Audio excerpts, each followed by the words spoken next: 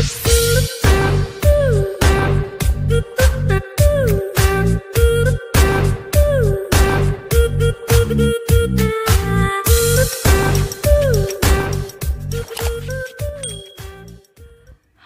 assalamualaikum warahmatullahi wabarakatuh. Bertemu lagi dengan Ibu Dian.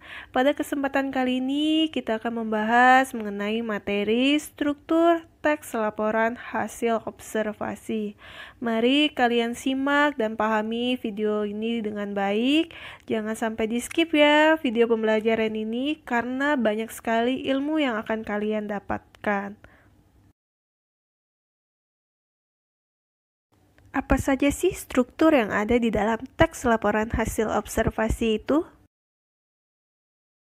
Struktur yang ada di dalam teks laporan hasil observasi, yang pertama ada pernyataan umum, yang kedua deskripsi bagian, dan yang ketiga deskripsi manfaat.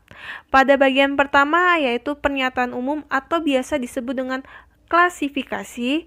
Nah, pada bagian ini berisi hal umum seperti definisi dan pengklasifikasian tentang objek yang akan dikaji, dan juga pada bagian ini menjelaskan secara garis besar pemahaman tentang objek tersebut. Yang kedua, ada deskripsi bagian. Nah, pada bagian ini berisikan penjelasan detail mengenai objek atau bagian-bagiannya yang terdapat pada deskripsi bagian.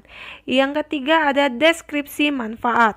Pada bagian ini menunjukkan bahwa setiap objek yang kalian amati itu memiliki manfaat dan juga fungsi dalam kehidupan.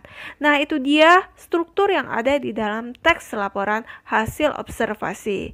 Selanjutnya, silakan kalian pahami. Baik, mari kalian perhatikan contoh berikut ini. Gajah Asia adalah hewan darat terbesar di Asia.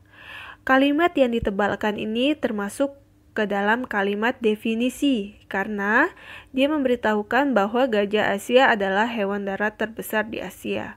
Oleh karena itu, pada bagian paragraf ini termasuk ke dalam struktur pernyataan umum, karena di dalam paragraf ini memiliki kalimat definisi atau pendefinisian dari sebuah gajah tersebut.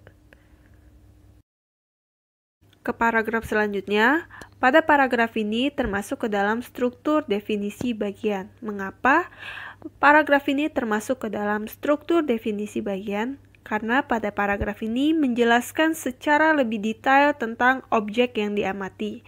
Contohnya di sini pada paragraf ini menjelaskan tentang otak si gajah yang lebih besar dibandingkan mamalia darat lainnya, dan juga dia menjelaskan tentang bagian gajah lainnya yaitu tentang telinga yang cukup besar membantu gajah mendengar dengan baik. Terus juga pada bagian gajah selanjutnya dia menjelaskan tentang belalai atau kegunaan belalai untuk mendapatkan makanan dan air. Baik, kita ke paragraf selanjutnya. Nah, pada paragraf ini termasuk ke dalam struktur definisi manfaat. Mengapa paragraf ini termasuk ke dalam struktur definisi manfaat? Kalian perhatikan kalimat yang ditebalkan. Gajah Asia telah dijinakkan selama ratusan tahun sebagai hewan peliharaan untuk membantu manusia melakukan berbagai aktivitas. Nah, pada kalimat yang ditebalkan ini adalah kalimat yang mengutarakan manfaat dari gajah tersebut. Oleh karena itu, paragraf ini termasuk ke dalam definisi manfaat. Nah, itu dia materi pada pertemuan kali ini tentang struktur teks laporan hasil observasi. Jika masih ada pertanyaan yang ingin kalian tanyakan, boleh kalian tulis di kolom komentar, sertakan nama dan kelas kalian, jangan lupa. Ibu akhiri, Assalamualaikum warahmatullahi wabarakatuh.